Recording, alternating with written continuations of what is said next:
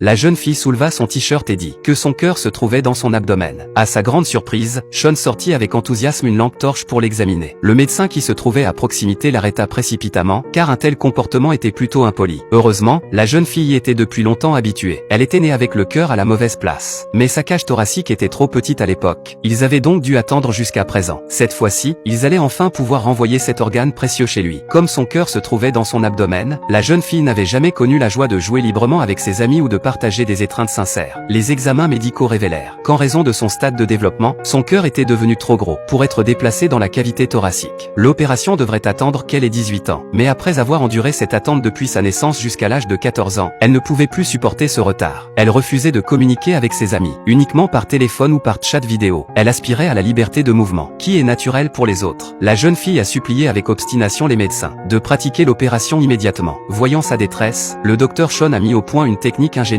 à thorax ouvert. À l'aide d'un matériau résorbable, il a élargi sa cavité thoracique, permettant ainsi de repositionner le cœur. De plus, le sternum artificiel grandirait avec la patiente. Hélas, cette procédure était irréversible. En cas d'échec, le cœur ne pourrait jamais retourner à sa place d'origine. Pourtant, la jeune fille a choisi la chirurgie sans hésiter. Le chirurgien en chef a soigneusement repositionné son cœur correctement, puis a inséré le sternum artificiel. Après une opération réussie et son retour dans sa chambre, la jeune fille a cherché avec impatience l'étreinte de sa mère. C'était le premier câlin de sa vie, un câlin qu'elle avait attendu pendant 14 longues années.